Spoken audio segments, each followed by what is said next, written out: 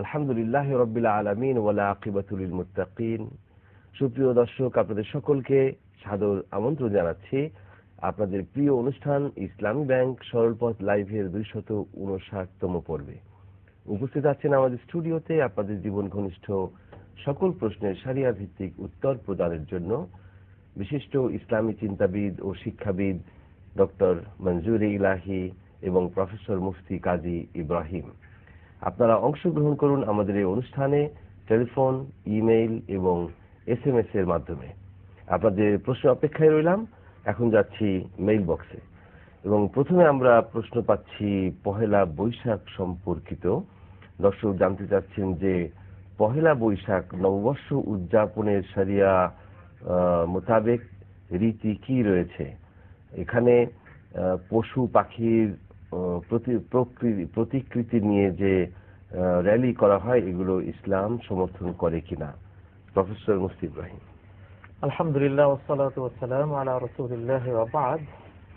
নববর্ষ বরণের যেই অনুষ্ঠান, এটি নবী সাল্লাল্লাহু আলাইহি ওয়াসাল্লাম যখন মদিনা মুনাওয়ারায় আসেন তখন সেখানে তিনি দেখলেন যে তারা দুটো দিবস পালন করে, একটা হলো ইয়ামুল মেহরাজান আর একটা হলো ইয়ামুন নাইরুজ। এটি সহিহ বুখারী, সহিহ নাসাঈ সহ বিভিন্ন হাদিস গ্রন্থে ঈদ পর্বে, উৎসব পর্বে হাদিসগুলো এসেছে। তো সেখানে তারা নবরোজ তারা পালন করত। তখন রাসূলুল্লাহ সাল্লাল্লাহু আলাইহি ওয়াসাল্লাম বললেন যে কাদ আবদালাকুমুল্লাহু ইয়াওমাইনি খায়রাম মিনহুমা, আল্লাহ তাআলা তোমাদের এই মেহেরজান এবং নববর্ষ বরণ এই দিবসকে রহিত করে দিলেন, ক্যান্সেল করে দিলেন। এখন থেকে আর এটা চলবে না, মুসলিম উম্মাহ এই দিবস পালন করবে না। এই দুটো দিবসের পরিবর্তে তারা ঈদ উল আযহা আর ঈদ উল ফিতর, দুটো যে ঈদ আমরা বছরে ঈদ উৎসব করে থাকি, আসলে তো সেই দুই দিবস নববর্ষ মেহেরজান দিবসের বদলে এই দুই দিবস দান করা হয়েছে। যেহেতু প্রশ্ন এসছে, আমরা শরিয়া দৃষ্টিকোণ থেকে আমরা বলছি যে আসলে নববর্ষ বরণের মতো কোন আনুষ্ঠানিকতা শরিয়ার মধ্যে রাখা হয়নি, বরং নববর্ষকে ক্যান্সেল করেই এই ঈদ আমাদেরকে দান করা হয়েছে। অতএব এটা এখন পৌত্তলিকতার অনুষ্ঠান, এটা ইসলাম পূর্ব যুগের জাহিলিয়াত যুগের অনুষ্ঠান। এটা আর ইসলামে আমাদের জন্য এটা গ্রহণযোগ্য নয়, কোনো অংশ নয়, কোনো অংশ নয়। বরং ইসলামিক কালচার এর রূপে যারা রূপায়িত করছেন তারা আসলে অন্য ধর্ম অথবা অন্য সংস্কৃতি থেকে নিয়েছেন। কিংবা আমরা ওই প্রথম ইতিহাস থেকে বলতে পারি এটা আসলে জাহিলি সংস্কৃতির একটা অংশ। আর যে কথাটা বলেছেন আমার মনে হয় সেখানে কিছু আসা দরকার, যে বিভিন্ন পশুর আকৃতি প্রকৃতি নিয়ে আমরা যদি আলেমদের ইতিহাস দেখি, আমাদের স্কলার সালাফে সালেহিন সাহাবায়ে কেরামের ইতিহাস দেখি, সেখানে তো এর কোনো দৃষ্টান্ত নাই, তাই না? অতএব এটা এই ধরনের কর্মকাণ্ড এটা শিরকের অন্তর্ভুক্ত হয়ে যায়। অবশ্যই। জি, অনেক ধন্যবাদ। প্রশ্ন করেছেন আয়েশা সিলেট থেকে, সুরমার কোনো ফজিলত আছে কিনা?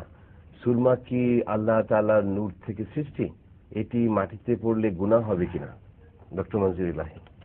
আল্লাহ তাআলার নূর থেকে তো কোনো কিছুই আল্লাহ সৃষ্টি করেনি। নূর তার নিজের রাত, যেটা আল্লাহ তাআলার সত্তার, সেটা তার সত্তার অংশ। তার আল্লাহর সত্তা কারোর মধ্যে সংক্রামিত হয় না, ট্রান্সমিটেড হয় না, এবং মাখলুকের কোনো কিছু আল্লাহর সত্তার অংশ নয়, আল্লাহর নূরের কোনো অংশ নয়।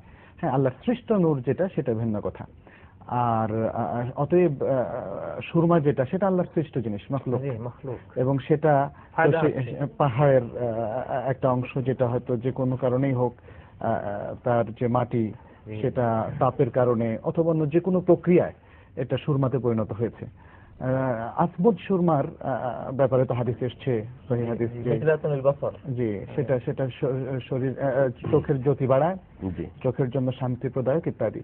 অতএব সুরমার যে ব্যবহার, সেটাও আসলে চিকিৎসা শাস্ত্রের আমার মনে হয় পরামর্শ অনুযায়ী ব্যবহার করা উচিত। যে কোনো ভাবে যদি শিক্ষা সুরমা ব্যবহার করে তাতে চোখেরও ক্ষতি হতে পারে। অতএব সুরমার ব্যবহারটা পরামর্শ ভিত্তিক হওয়া উচিত, এক। আর দ্বিতীয়ত হলো, সুরমা যদি নিচে পড়ে যায়, এমন কোনো দলিল নাই, তাজিম করার কোনো প্রয়োজন নেই। যে অনেকে বলে থাকেন যে তুর পাহাড়ে আল্লাহর নূরের যে তাজাল্লি পড়েছিল, তার কারণে তুর পর্বত ভস্ম হয়ে গিয়েছিল, সেই ভস্মই হচ্ছে সুরমা। এটি কি ঠিক? আমার তো জানা মতে এটা ঠিক নয়, এটা খনিজ পদার্থ। জি জি, অনেক ধন্যবাদ। আমরা যাচ্ছি টেলিফোন কলারের কাছে। আসসালামু আলাইকুম। ওয়ালাইকুম আসসালাম ওয়া রাহমাতুল্লাহি ওয়া বারাকাতুহু। একটু জোরে বলবেন প্লিজ। হ্যালো, জি শুনতে পাচ্ছি। আপনার নাম কি বলুন? যাচ্ছিলাম যে এই পীর সাহেবরা মারা গেলে পর্দা নেয়, এই পর্দা নয় বলতে কি বোঝা যায়? মারা গেলে আর কি নেয় বুঝতে পারিনি দর্শক। ওসিলা এটা বলে তারা যে ওসিলা ধরতে হবে, ওসিলা ধরা নাকি ফরজ বলতেছে, এটা সম্পর্কে জানতে চাচ্ছি। জি আর মসজিদে ঢুকে 2 রাকাত নামাজ না পড়ে বসার সম্পর্কে জানতে চাচ্ছি।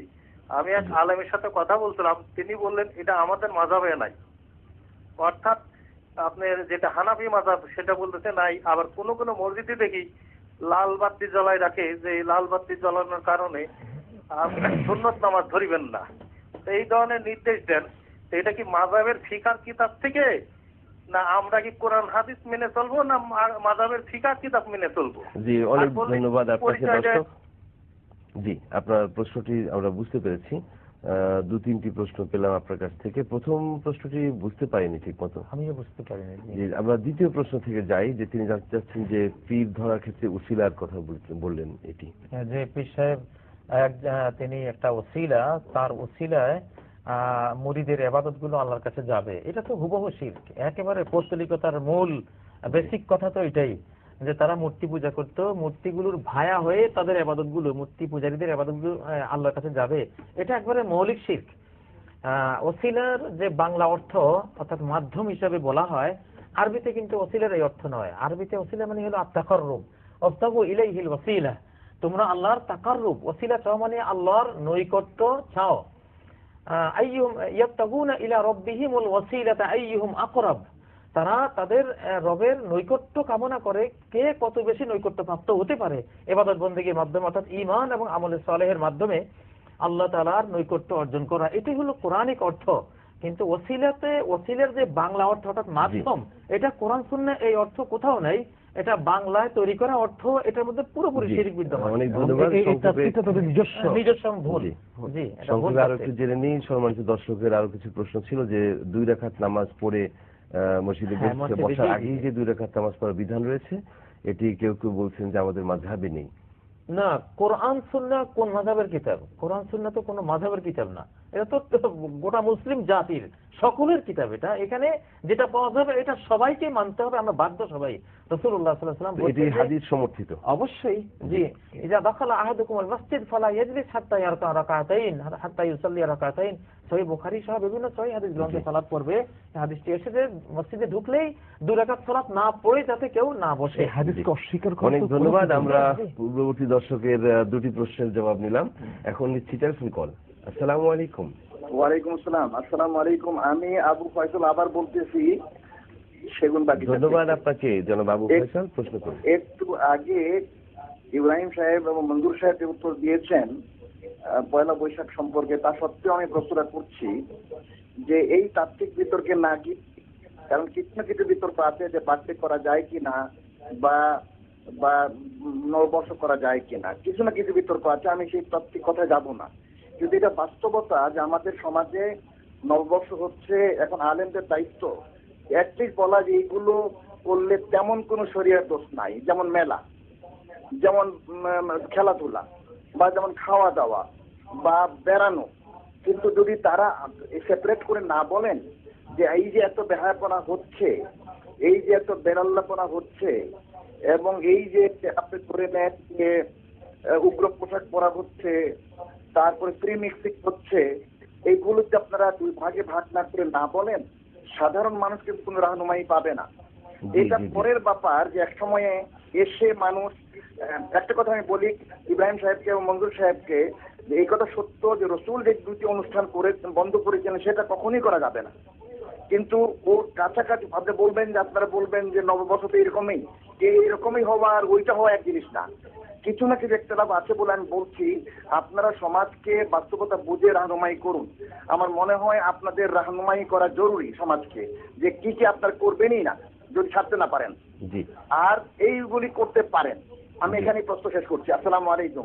আপনাদের সম্মান জানি, আপনাদের প্রতি সম্মান জানি। আসসালামু আলাইকুম। আপনাকেও আমরা সম্মান প্রদর্শন করছি জনাব আবু ফয়সাল, আপনার সুন্দর সুচিন্তিত মতামত ব্যক্ত করার জন্য। যাচ্ছি ডক্টর মঞ্জুর ইলাহির কাছে। জনাব আবু ফয়সাল যে বিষয়টি বললেন আপনাদের আলোচনার আলোকে, যে আপনারা তো ঢালাওভাবে বিষয়টির ব্যাপারে বললেন, কিন্তু এখানে নববর্ষ উপলক্ষে কেউ যদি কোথাও বেড়াতে যায় বা উপহার আদান প্রদান করে, এই বিষয়গুলো আলাদা না করে যদি ঢালাওভাবে বলা হয় সেক্ষেত্রে বিষয়টি কেমন হয়? যেহেতু আমাদের এখানে বেরেল্লাপনা হচ্ছে, তারপরে নারী পুরুষের যে একটা ফ্রি মিক্সিং এর ব্যবস্থা করা হচ্ছে এবং আনুষ্ঠানিক আরো অনেক বিষয়াদি এই নববর্ষ কেন্দ্র করে হয়ে থাকে, তো কোনটি হালাল কোনটি হারাম সে বিষয়ে আলাদা আলাদা করে বললে সবার জন্য সেটা সুবিধা হয়। এখানে আসলে আমি ঠিক জানি না যে উৎসব পালনের ক্ষেত্রে সামগ্রিকভাবে আরো অন্য নতুন ভিন্ন উৎসব তৈরি করা জায়েজ কারা কারা বলেছেন। তবে মানে উৎসবকে যদি আমরা, যে কোনো উৎসবটাই কিন্তু আরবিতে ঈদ বলা হয়, এবং বিশেষ করে সেটা যদি বৎসরান্তে ঘুরে আসে তাহলে সেটা আদা থেকে আউদুন থেকে ঈদ। তো সে দৃষ্টিকোণ থেকে আমরা বলবো যে যদিও এটা ইবাদত হিসাবে কেউ করছে না, কিন্তু তারপরেও একটা মুসলিম সমাজের কাস্টমস বা প্রথা, এই দৃষ্টিকোণ থেকে আমরা বলবো যে ইসলামের স্পিরিট হচ্ছে এই দিবসগুলোকে উদযাপন না করা এক। দ্বিতীয় হচ্ছে যে যে মেলাগুলো করা হয় বেচা কেনার জন্য বা ইয়ে করা হয়, সে মেলাগুলো যদি এমনিতেই করা হয়, বছরের শুরুতে একটা মেলা করলো, উৎসব হিসাবে না, কারণ বিভিন্ন বাজার বসা, হাট বসা, এগুলো তো আসলে বিভিন্ন পূর্বের কোনো পৌত্তলিকতার কোনো স্মৃতি নয়, তাহলে সেগুলো জায়েজ আছে। তবে সেটা মানে শুধু বেচাবেচি সেটা ঈদ উৎসবের পার্ট হিসাবে না এক। এইভাবে যেই জিনিসগুলো আসলে যার মধ্যে শালীনতা আছে এবং যে সঙ্গে যদি এখানে না আনি, এটা শুধুমাত্র বর্ষবরণকে কেন্দ্র করে। উৎসব মানে ঈদ, বর্ষবরণের কোনো ট্র্যাডিশন আসলে ইসলামে নেই। বর্ষবরণের কোনো ট্র্যাডিশন, সেটা যদি ইভেন হিজরি সালের প্রথম দিনও হয়, মহররমের প্রথম দিনও হয়, এমন কোনো ট্র্যাডিশন ইসলামে নেই। এখানে আসলে বড় স্কলারদের কোনো বিতর্কও নেই। কিন্তু তারপরে যেটা বেলেল্লেপনার কথা বলা হচ্ছে এবং যেটা বিভিন্ন যে কি মঙ্গল অপসংস্কৃতি যেগুলোকে বলবেন আপনি, বা বিজাতীয় সংস্কৃতি আমাদের সংস্কৃতির সাথে সামঞ্জস্যপূর্ণ নয়, সেগুলো তো অত্যন্ত গর্হিত কাজ। বৈধ জিনিসগুলো যেমন বাজার ঘাট মেলা বসা, সেটাকে হয়তো আমরা বলতে পারি যে যদি বেলেল্লাপনা না হয়, যদি সেটা খারাপ কিছু না হয়, সেটা চলতে পারে, কিন্তু বর্ষবরণ হিসেবে নয়। আর দ্বিতীয়ত হচ্ছে যে জিনিসগুলো আমাদের মুসলিম কালচারের সাথে, ইসলামিক আকীদার সাথে সাংঘর্ষিক, সেটা কিন্তু কোনোভাবেই পারমিটেড বলার কোনো সুযোগ নেই, বরং তার দ্বারা আমাদের চরিত্র নষ্ট হতে পারে, আমাদের নিজস্ব সংস্কৃতি নিজস্ব আকীদা বিপন্ন হয়ে যাচ্ছে, সেটাই হচ্ছে ব্যাপার। আমরা পয়লা বৈশাখের যেমন বিভিন্ন অনুষ্ঠানে যেটা দেখি, ওই দিন যদি কেউ ওখানে বের হয়, বিভিন্ন দেখতে বের হয়, তাহলে সেখানে মুসলিম কালচারের কোনো লেশও সেখানে দেখা যাবে না। আপনি কি বলতে চাচ্ছেন? জি, মান তাশাব্বাহা বিকওমিন ফাহুয়া মিনহুম, এই যে হাদিসটি, যে তার সংস্কৃতিতে তার ঈদ উৎসবে বিভিন্নভাবে কোনো জাতির সাথে সাযুজ্য সৃষ্টি করবে, সে তাদেরই একজনে পরিণত হবে। এটা মারাত্মক জিনিস। এটা বাহ্যিক আচার অনুষ্ঠানের অনুকরণ আভ্যন্তরীণ পরিবর্তনকে অপরিহার্য করে তোলে। আপনি যদি একজন আলেমের পোশাক পরেন, আপনার মনে আসবে যে একটু ওয়াজ করি। আপনি যদি একজন পুলিশের পোশাক পরেন, আপনার মনে আসবে যে একটা আসামি ধরতে যাই। সাধারণত বাহ্যিক যে কোনো পোশাক আশাক বা যে কোনো আচার আচরণের একটা অভ্যন্তরীণ বার্তা সেখানে কিন্তু কাজ করে। যদি এই উৎসবগুলি ইসলামের বাইরে থেকে আসার কারণে আজকে বেলাল্লাপনা, তার বেহায়াপনা, যে ফ্রি মিক্সিং, আরো ডজনের ধন্যবাদ। আমরা অনুষ্ঠানে একেবারে শেষ পর্যায়ে। তবে যদি বিজাতীয় সংস্কৃতির কথা বলা হচ্ছে, এই বিজাতীয় সংস্কৃতি বা অপসংস্কৃতিকে বাদ দিয়ে যদি আমরা আমাদের আপন সংস্কৃতি উদ্ভাসিত হয়ে বর্ষবরণ অনুষ্ঠান করতে পারি, সেক্ষেত্রে কি শরীয়ত বাধা প্রদান করবে? যেমন শুভেচ্ছা বিনিময় করা, বা এই যে বাজারের কথা বলা হলো, মেলা যেখানে ফ্রি মিক্সিং থাকবে না, সবাই সুন্দর পোশাক পরে, এই বিষয়ে আমরা ইনশাআল্লাহ আগামী পর্বে আলোচনা করব। আজকে আমাদের হাতে সময় একেবারেই নেই। সুপ্রিয় দর্শক, সুন্দর একটি বিষয় নিয়ে আমরা সময় উপযোগী বিষয় নিয়ে আলোচনা করছিলাম। আজ আমাদের হাতে আর সময় নেই। ইনশাআল্লাহ আগামী পর্বে এই বিষয় নিয়ে আমরা আলোচনা করব ইনশাআল্লাহ। আর আপনাদের প্রিয় অনুষ্ঠানটি আপনারা আগামী 15ই এপ্রিল থেকে দেখবেন পূর্ণ 1 ঘন্টা ব্যাপী দিগন্ত টেলিভিশনের পর্দায়। সবাই ভালো থাকুন, সুস্থ থাকুন, সুন্দর থাকুন। শেষ করছি। আল্লাহ হাফেজ। আসসালামু আলাইকুম ওয়া রাহমাতুল্লাহি।